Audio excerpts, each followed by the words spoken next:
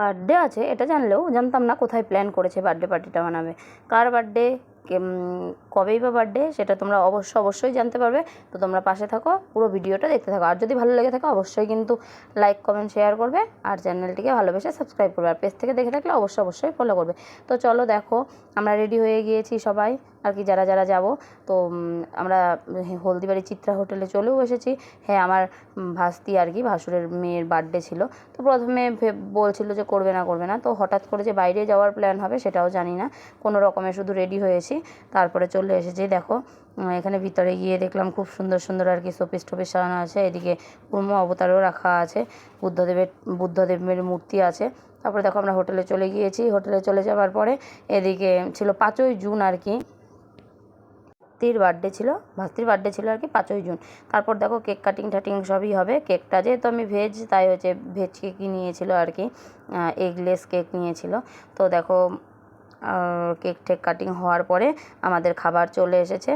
আর এভাবে যে মানে সারপ্রাইজ হয়ে যাবো আমরা নিজেরাও জানি না, যাই হোক ভালোই এনজয় হয়েছে। কিন্তু জাস্ট আমাদের যেতে অনেকটা রাত হয়ে গিয়েছিলো, আমরা পুরো ঝড় না অ্যাকচুয়ালি পুরো বজ্রসহ বিদ্যুৎসহ বৃষ্টির কবলে পড়েছিলাম। তো দেখো এদিকে কেক টেক খাওয়ানো চলছিল। তারপরে আমাদের খাবার চলে এসেছে। আমাদের খাবারে মেনু ছিল চিকেন কষা, আর ছিল ফ্রায়েড রাইস। আর যেহেতু আমি চিকেন টিকেন খাই না, তাই আমার জন্য বাটার পনির ছিল। তো দেখো কেক টেক খেয়ে নিচ্ছিলাম। তারপরে আর কি এই টেবিলে ওই টেবিলে সব 2 টেবিল মিলে লেগেছে আমাদের আর কি, যারা যারা গিয়েছি সবাই মিলে বসে বসে খাওয়া দাওয়া কমপ্লিট করে তারপর অনেক সময় দাঁড়িয়েছিলাম। তারপর বাড়িতে এসে দেখি গাইস কী অবস্থা, গোটা ঘর জলে ভিজে গেছে, এত বৃষ্টি হয়েছে যে এমনিতেই জায়গায় জায়গায় জল পড়ে, তবুও এতটা জল পড়বে ভাবতেও পারিনি। পরে এসে টোটাল জল মুছে টুছে দিয়ে তারপর আর কি রাত্রেবেলা ঘুমিয়েছি। আর ওর বাবার জন্য আমরা খেয়েছি, আর ওর বাবার জন্য আমি একটু প্যাকিং করে নিয়ে গিয়েছিলাম বাটার পনির আর ফ্রায়েড রাইস।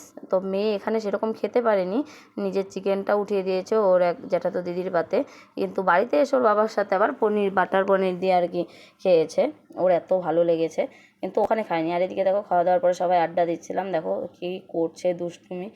আর এদিকে ভাস্তি টাস্তিরা সবাই ছিল, পাশের বাড়ি এক ভাস্তি ছিল, জ্যাঠা শ্বশুরের ছেলের ঘরে এক ভাস্তি ছিল, সবাই ছিল। তারপরে এদিকে ননদ ছিল 3 জন, আর আমার বড় যা, আর সেজে যা, আমি আর বাচ্চাগুলো শুধু। তারপর দেখো ঝড়ের মানে বৃষ্টির কবলে পড়ে যা অবস্থা হয় আর কি, শুধু বিছানাটা যে বেঁচেছে এটাই অনেক। আর এদিকে জামা কাপড় এসে ছেড়ে রেখেছি, সব ডিপ করে রেখেছি, কারণ বাচ্চারা মাংস টাংস খেয়েছে, ওরা মাখিয়েছে জামা কাপড়ে।